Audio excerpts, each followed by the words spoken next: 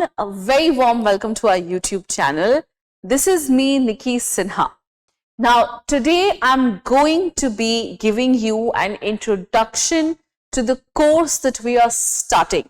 So yes, we will be starting with paper 2, which is history. We'll be starting with that. So here I am introducing you to the entire course. What is our syllabus, how we will cover it, what is the strategy, how it will be helpful to you, along with the date of the course. All right. So let's start. Now you all know that a very important part of understanding UGC NET history is to discuss the syllabus, isn't it? So because unless and until you know the syllabus, you will not be able to form a timetable, or you will not be able to know which parts to do, which parts you should not do, which parts you find difficult, which parts you have to do first. So before we form any strategy, it is very important that you discuss the syllabus. Now, the syllabus is available on the UGC website, all right? Now here I have the entire syllabus with me, and I'm going to discuss each and every aspect with you and how it is going to be covered in the course that we will be starting. So, first syllabus, so first of all, we will have a syllabus discussion. Then we will have the strategies that we're going to discuss, right? And I will also be sharing some of my insights with you. All right, so let's start.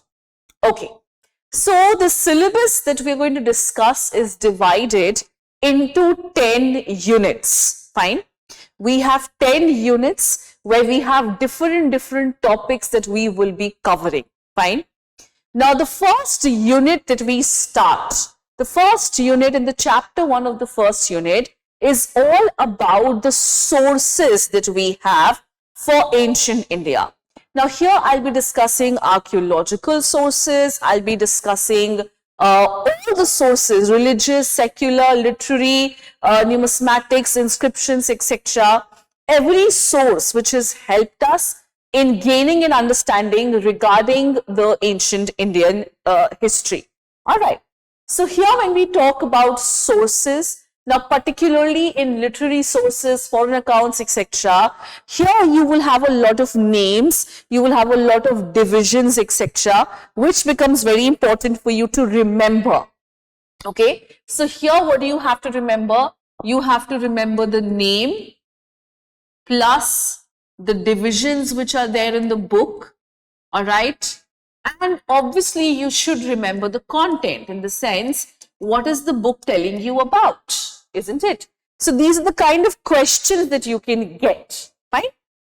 Secondly, we move towards the Stone Ages. We move towards pastoralism and food production. So here we will be focusing on Paleolithic, Mesolithic, Neolithic, and then Chalcolithic.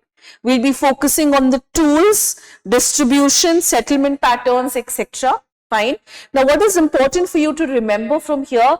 You should remember the sites, dates, and the kind of tools which were being produced. Sites, I think, is the most important aspect that you should remember from here, because this is the maximum questions from particularly this chapter actually comes from sites only. Okay. The next, from the Chalcolithic phase, we move on to the Harappan civilization, which is obviously in transition, fine.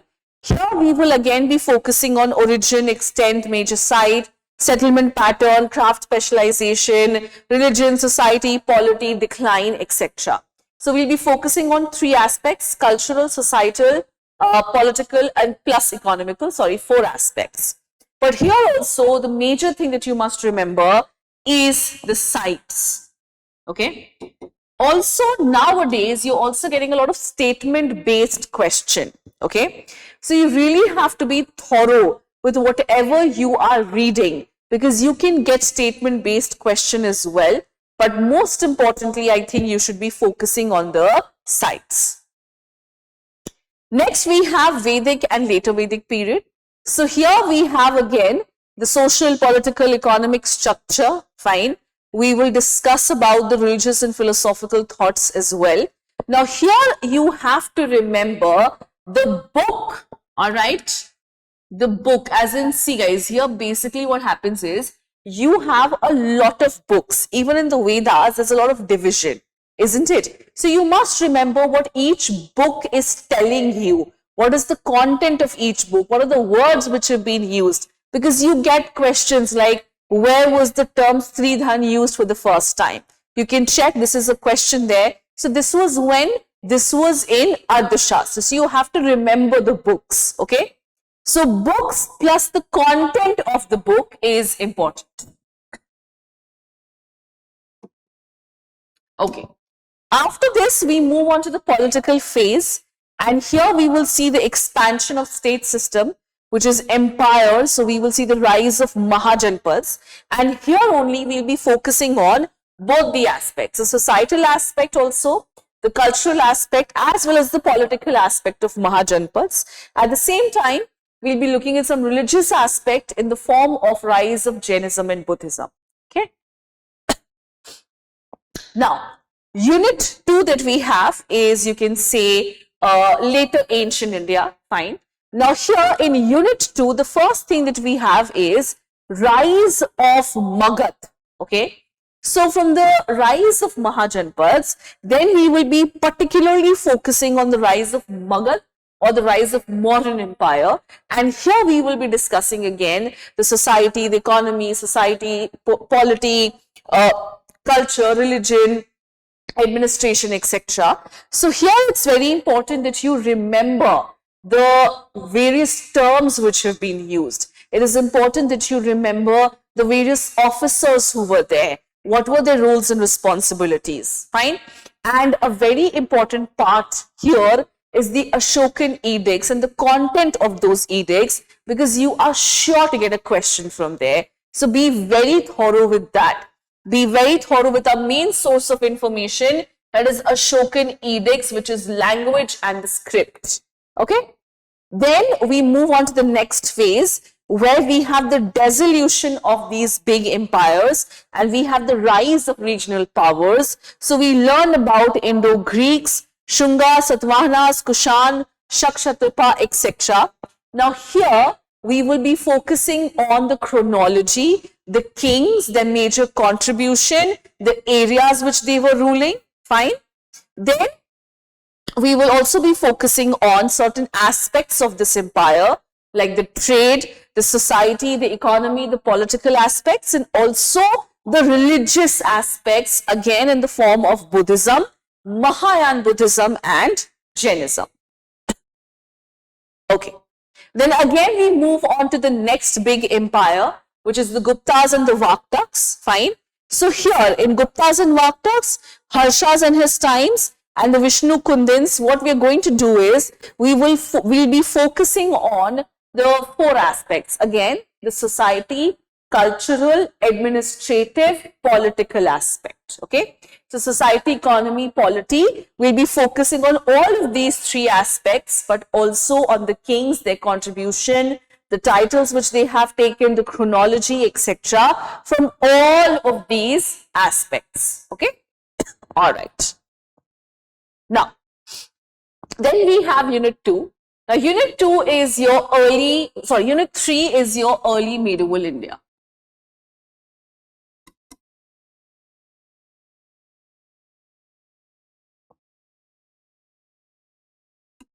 Okay.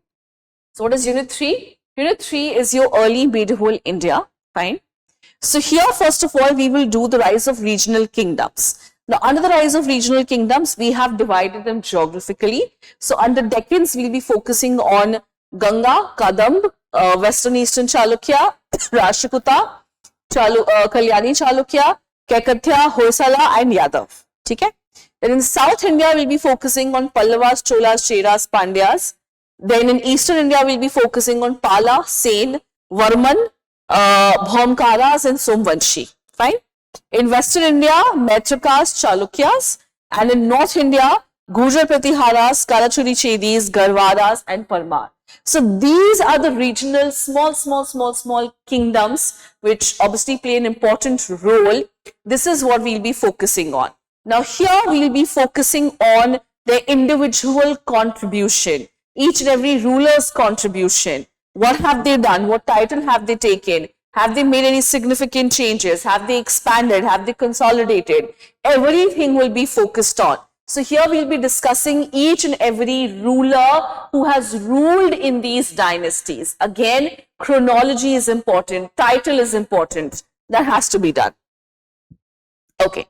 Then we will talk about the characteristics of early medieval administration. Fine. How the legitimization was happening. So once we have discussed all of these regional kingdoms, we will move on to the political aspect. That is, we'll be discussing the administration and the political structure which was there in these kingdoms. Okay. Then we move on to discuss the agrarian part, as in we'll move on to discuss the economic part. Under the economic part, we'll be discussing land grants, peasantry, water resources, taxation system, trade and urbanization, etc. So all this is your economic part. Then we move on to the cultural part, where we will discuss the rise of Brahmanical religion, Vaishnavism, Shaivism, temple architecture, Bhakti movement, etc. All of this that we are discussing will be discussed in the context of the regional kingdoms that we have just discussed. Okay? Okay. Then we move on to discuss the societal aspect. We will be discussing the society which was prevalent during the regional kingdoms, education, etc. Fine. And finally, we will end this particular unit with these two. We will have a debate regarding the different modes of state which was there in early medieval India. We have feudal, we have segmentary, we have integrative, and finally we will end with the Ghaznavid conquest, and this marks the beginning of unit 4, which is the beginning of later, or you can say medieval India, right? So, all right. So now in medieval India, whenever we start with a new phase, again here also we'll be focusing on the sources. Again, archaeological, epigraphic, numismatic, material, monuments, chronicles, daftars, farmans, etc. Foreign travelers, Persian, Arabic, we'll be focusing on all of that. Fine. Then we move on to the various dynasties which have ruled. Okay. So we'll focus on the Delhi Sultanate. Fine. The Ghurids, the Turks, the Khaljis, Tughlaqs, etc. Then we'll focus on the Mughal Empire. Okay. Then we focus on the later Mughals, then the Vijayanagar and the Bahmanis, and then the Marathas. So all this unit 4 is all about the political aspect. We will be discussing about the different dynasties, the chronology, the contribution of different kings, etc. Okay. Then we move on to unit 5. Again, unit 5 is all about administrative, administration, political, economic, etc. So we will discuss the administration which was there under different dynasties. Okay. So administration under the Sultanate, fine. Sher Shah's administrative reform, okay. Administration in Deccan, all right. Administration in Delhi Sultanate, the frontier policies, the interstate policies, etc. Then we will move on to the economic part, where we will talk about the agricultural production, industries, trade and commerce, etc. So whatever we are discussing, the society, economy, polity, culture, whatever we are discussing in this particular unit, it is done in connection with all the dynasties that we have discussed. Okay. All right. Now, unit 6 is all about the cultural aspect of medieval India. So again, here we'll be focusing on society and culture, Sufi, Bhakti movement, Sikh movement, etc. Fine. So this is what? This is your social and cultural aspect. Okay. So here again, then we'll focus on rural society, position of women, education, art, architecture, literature. All this will become a part of your cultural aspect. So unit 6 is actually all about society, religion and cultural aspect. Again, when we are discussing society, religion and cultural aspect, it will be done in the context of the different dynasties that we have discussed. Okay. Now, let's move on to unit 6. Unit 6 again is the start of modern India. Fine. So here we'll again focus on the sources. The sources here have changed a little bit. We have archival material, we have biographies, we have newspapers, creative literature, oral evidence, etc. Fine. So how do we start? So we start with the consolidation. We start with the coming in of the European powers of Dutch, French, British and Portuguese. Then we will see how the Britishers consolidated themselves in the British Dominion and how they moved, how they expanded as well. Fine. Then we will see how they established relations with various Indian states, Bengal, Awadh, Hyderabad, Carnatic, Punjab, etc. and how they consolidated these areas. Okay. What were the treaties involved? What was the way involved? Everything. Then we move on to the cause of 1857, causes, nature, impact. Fine. Then we will see that once the administration has passed on from the company to the crown, which is the British crown, did it change? What kind of central administration was there? And under the central administration, we will discuss civil service, judiciary, police, army, princely state, British policies, everything. Fine. Then we will move on to discuss the local self-government and the changes which the Britishers realized that they have to give to us if they want to continue to rule. The revolt of 1857 has made them realize that. Okay. Then we'll discuss the constitutional changes which happened from 1909 to 1935. Okay. Then Unit 8 is all about colonial economy. We'll be focusing on commercialization, expansion of agriculture, land settlements, etc. Then we'll focus on decline of industries, Indian industries particularly. Very importantly, we have to discuss here the drain of wealth. Okay. The deurbanization and the economic drain here is very important, that how India was losing money to Europe. Okay, so this is something we'll discuss.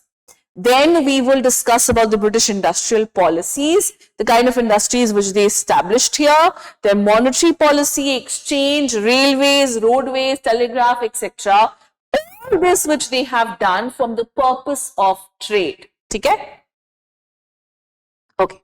Then we will focus on the growth of new urban centers of Bombay, Madras and Calcutta, how the urban planning was done, how the town planning was done, why was it so important, everything will be covered. Fine.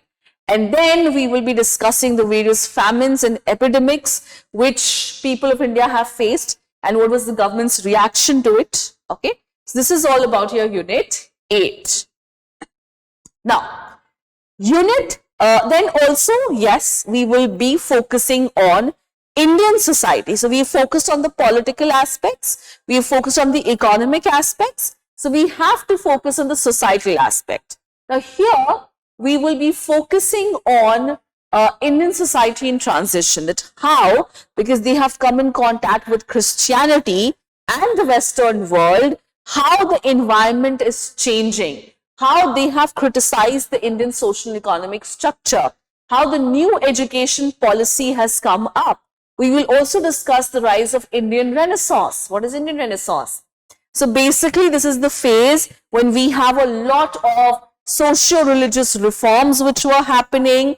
We have Ishwar Chandra Vidyasagar, we have Swami Vivekanand, we have Jyotiba Phule. They were all moving towards what? They were all moving towards, you can say they were all moving towards a new renaissance, towards a new Indian society, right? So this is what we'll be focusing on. Then we'll also focus on the women's question, the women's organization, the gender identity, if women had any constitutional position, etc. So this is all about your societal and cultural aspects. Fine. And lastly, we'll be focusing on the printing press and modernization of language. Okay. Now, Unit 9 is all about the nationalist phase of Indian history. So here we will focus on the rise of nationalism.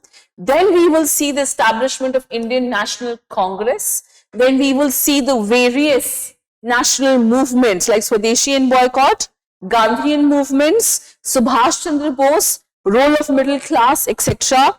and how women participated, left-wing politics, all right, rise of Muslim League and the genesis of Pakistan, how partition happened, how we moved towards independence, and what were the challenges that we faced after independence. Okay, then after independence, we will move on to the process of constitution making. Here we will be focusing on B.R. Ambedkar, the structure of bureaucracy, the new education policies, economic policies, foreign policies, etc., which India developed for what? Which India developed for after partition. Hai na? So we'll be focusing on all of that. Fine. And lastly, we move on to Unit 10. Now, Unit 10 is all about how to do your research, fine, historiography, okay, and what is the methodology which is involved in doing your research, fine. So, what is Unit 10 about? So, in Unit 10, you get to know about historical method, the research methodology, and historiography. Now, what is historiography? See, any event of history has been explained by different scholars or different historians, right? How they have understood this, how they have understood a particular event is what historiography is, okay? So, first of all, we'll focus on the scope and importance of history, objective and biasness, how the presentation is to be done, whether history is a science or social science, how do we use cause and imagination in history, what is the significance of regional history, what are the recent trends in history, the research methodology, what research methodologies do you adopt, how do you frame a hypothesis, how do you decide the area in which you have to research, how do you collect data from various sources, fine. Then then we focus on what? After this, we focus on the historiography. What is the recent Indian historiography saying? What are the recent trends? Then we will focus on notes taking, references, footnoting. All this is again a part of your research. Whenever you're doing a research paper, how will you do it? Aap kaise karoge? How will you focus on your footnoting, your bibliography? How will you write your research paper? How will you take down notes, etc.? How to avoid plagiarism? How to write history or how to write a paper in history. Then we will move on to various historiography, which is the historical writings of Greek and Roman Church, Renaissance historical writing, fine. Then we will discuss the various schools of thought or the various historiography which is there in history, like the Berlin Revolution of historiography of von Ranke, Marxist philosophy. We will discuss the cynical theory, challenge and response theory, and postmodernism as well. So these are what? These are your historiography that we will be discussing. So in this, what we will discuss? In this, we will discuss the person who has propounded it. What is this viewpoint about? What is it explaining? How is it important? What is the critique? Does it still stand strong today? So everything will be discussed. So Unit 10 basically is divided into three parts. What is history? What are the research methodology that you have to follow? And the historiography, okay? So what is history? We ask various questions regarding whether history is a science or a social science. What is the scope of history? What is the positive aspects? What are the negative aspects? We focus on all of that, fine. Then we move ahead and we focus on what? Then we move ahead and focus on the different methods of research that we have. Footnoting, bibliography, data collection, hypothesis. And lastly, we will focus on the various historiographies, okay? So this was all about your syllabus. I really hope that you have a good understanding now of the syllabus that we have just discussed. Now you know, with the syllabus discussion, I'm sure you have been able to pinpoint which is your weaker section, which is your stronger one, which needs more attention, which needs okay attention, so that you can decide now.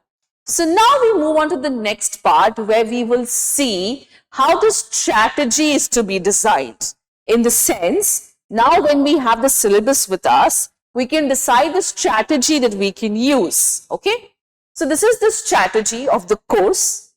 First of all, the course has been designed in a very comprehensive manner so that you are able to learn for UGC NET history, that too in a very objective manner. You don't have to mug things up.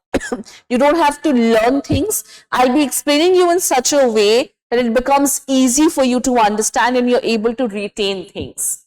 Then we will identify the focus areas. So by looking at the various previous year's paper, I have identified certain focus areas from where you're bound to get questions, right? They're your sure shot questions. These are your sure shot win questions. So definitely we'll be focusing on those areas from where you can expect a lot of questions and from where you can get your questions right, which increases your chance to clear UGC NET.